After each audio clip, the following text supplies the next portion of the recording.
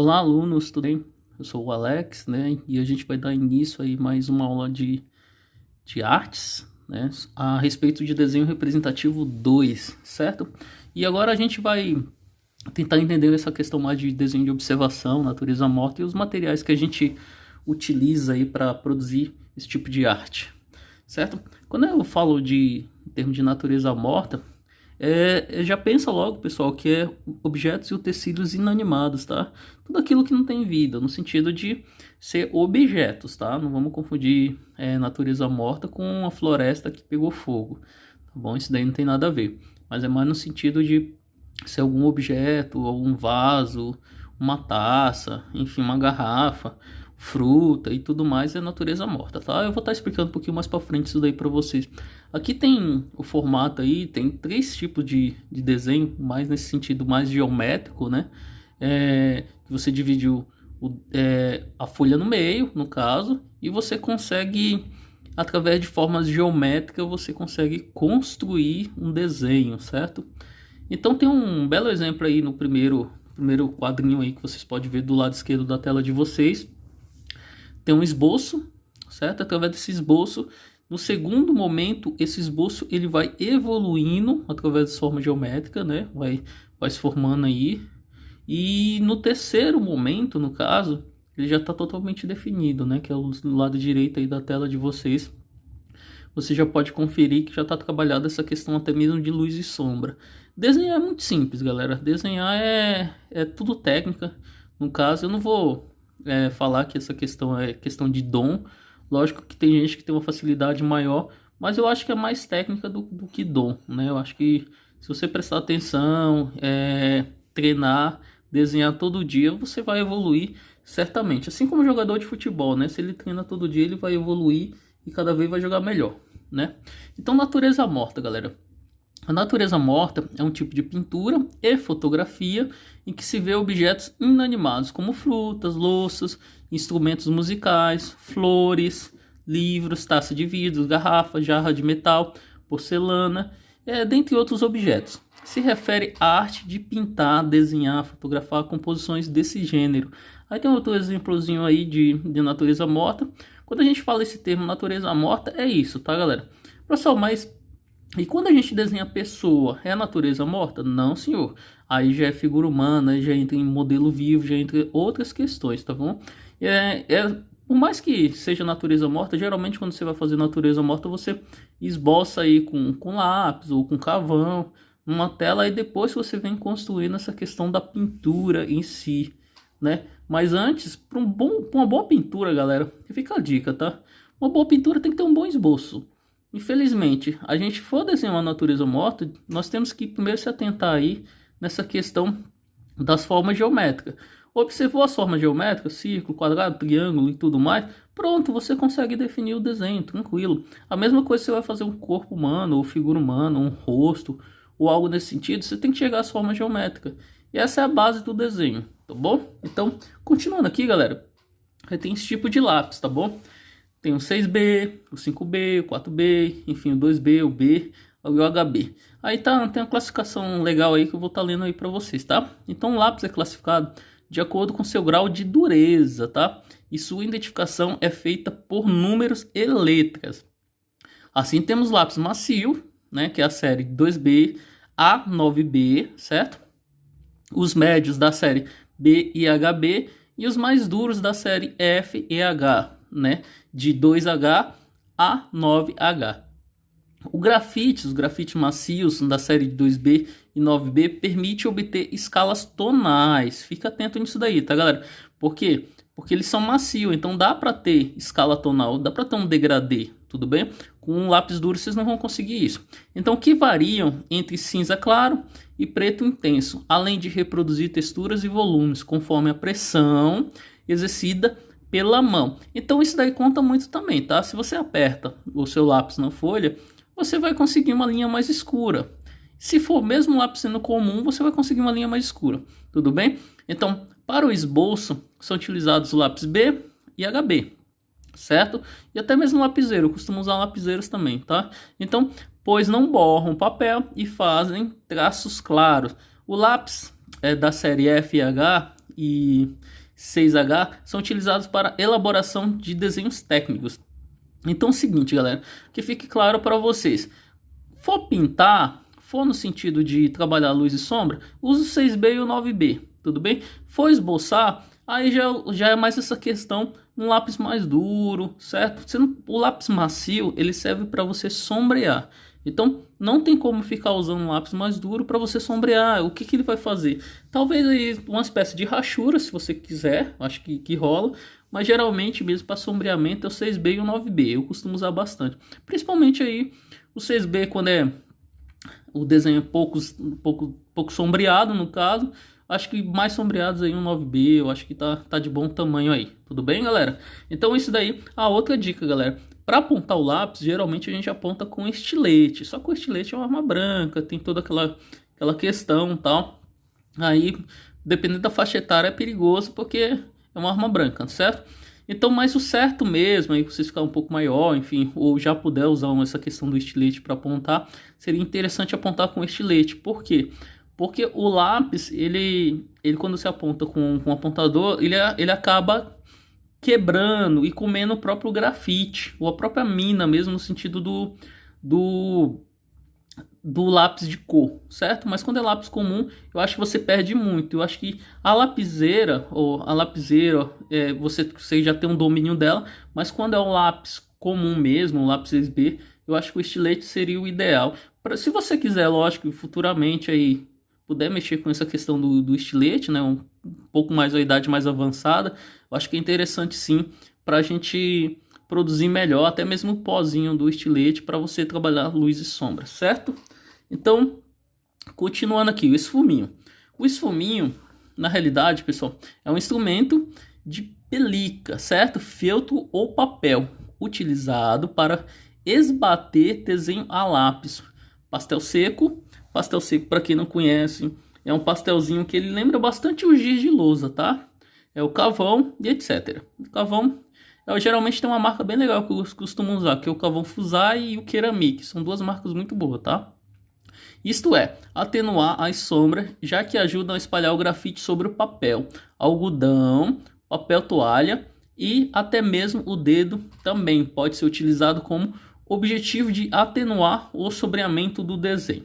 Então, para que serve um esfuminho, professor? Então, o esfuminho, na realidade, ele serve para espalhar. Por exemplo, se eu for fazer um desenho, eu preciso sombrear, eu vou pegar o esfuminho, porque ele faz essa escala tonal muito bem feita. Então, ele vai espalhando, certo? Então, é interessante a gente usar o esfuminho e o limpa-tipo para sugar a sujeirinha do papel, o grafite no caso. Então, o esfuminho, geralmente... Tem pessoas que usam até algodão, sabe? Um algodãozinho mesmo para espalhar, até mesmo um algodão mais, no caso, pensa comigo, um algodão mais elaborado no sentido de um cotonetezinho, por exemplo. Acho que um cotonete eu acho que seria a melhor palavra para definir isso. Acho que o cotonete, acho que daria para você substituir pelo esfuminho, certo? Mas o esfuminho é bem mais profissional, aí o valor dele é um valor bem simbólico, acho que vale a pena investir no esfuminho, certo?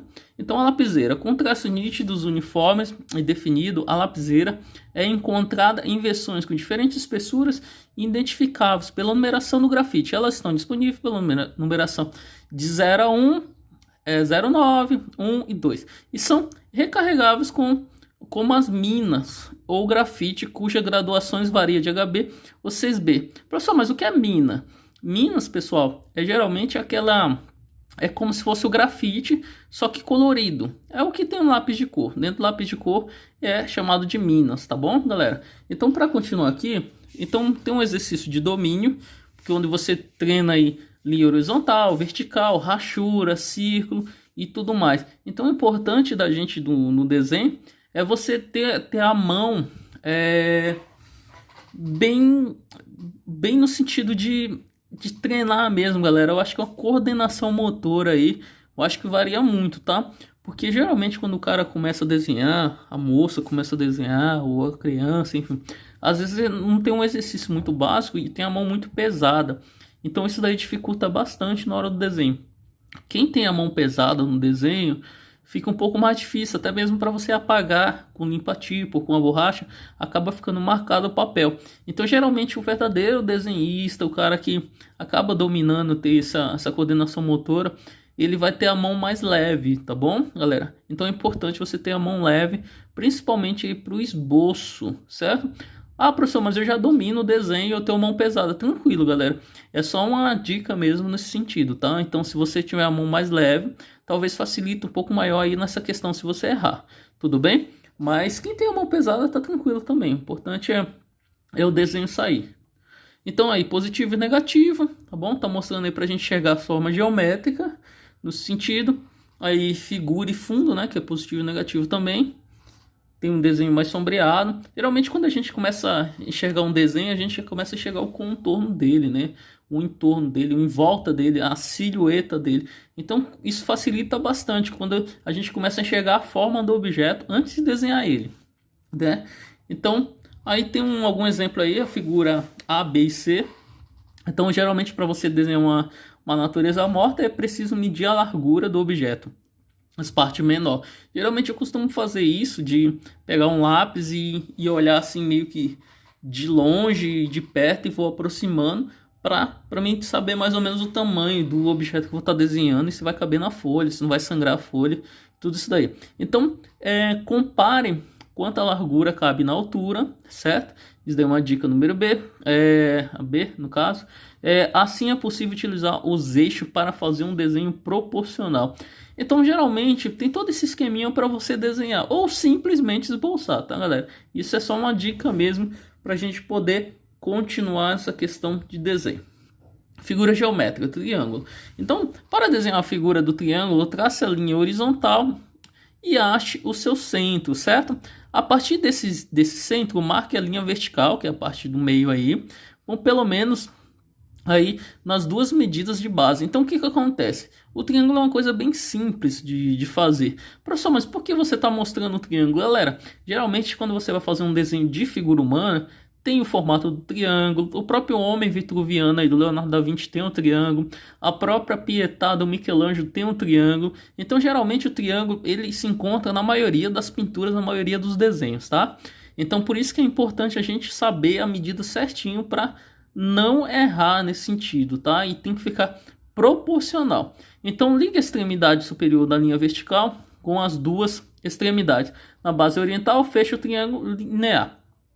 Pode parecer uma coisa muito simples, mas através do triângulo você consegue construir uma estrela, você consegue construir obra de arte. Nesse sentido, até mesmo na questão de você pintar uma tela, tem um triângulo também, porque ele vai dar a sensação de perspectiva. Ele também dá a sensação do equilíbrio. Por que do equilíbrio? Pessoal, essa linha que traceja aí no meio, que traça no meio aí no centro, ela dá essa sensação do equilíbrio, certo? Então, geralmente o triângulo você vai encontrar em várias pinturas aí, várias esculturas e tudo mais. Porque a base maior, ela está na parte inferior. E ela vai afinando e dando essa sensação de perspectiva e essa parte também de equilíbrio, como dizia Rudolf Heine, que é exatamente, a gente está sempre buscando o equilíbrio nas coisas, certo? Então, como eu falei para vocês, a partir do momento que você começa a chegar às formas geométricas, através de círculo, através de cruz, retângulo e tudo mais, o que acontece? Fica muito mais fácil da gente construir um desenho, certo? Então aí tem um exemplo de uma lâmpada também, acho que ficou facinho, essas linhas tracejadas aí, mostrando exatamente o equilíbrio da obra, no caso, se você fosse pintar e tudo mais, tá? É bem simétrico geralmente os desenhos, tudo que acontece de um lado acontece do outro. Se você notar, por mais simples que pareça esse exemplo de uma lâmpada, é a base de um rosto. Dá uma olhada, galera. A partir do momento que você faz o círculo, você faz essa cruz aí no meio, já começa a formar uma espécie de rosto aí, ó, né? No caso aí, a parte de baixo da lâmpada seria o pescoço e tudo mais. É bem próximo mesmo, tá? Então, geralmente o desenho é isso, é um estudo, tá? Então, taça para champanhe, passo a passo.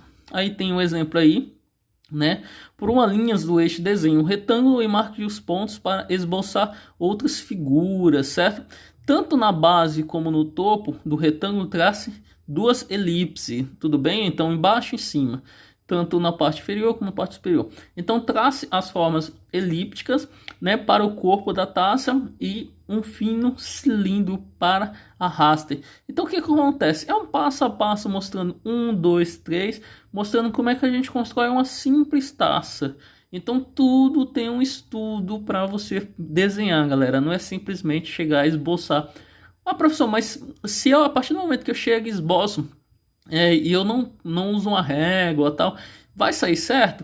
Provavelmente alguns desenhos pode sair certo, outros acabam não saindo, tá, galera? Porque dependendo, se você não medir e se você quiser uma coisa mais acadêmica, provavelmente você vai ter que usar uma reguinha aí para poder medir, tudo bem? Ou no olho mesmo, dependendo aí do tanto de tempo que o artista está trabalhando, ele acaba criando essa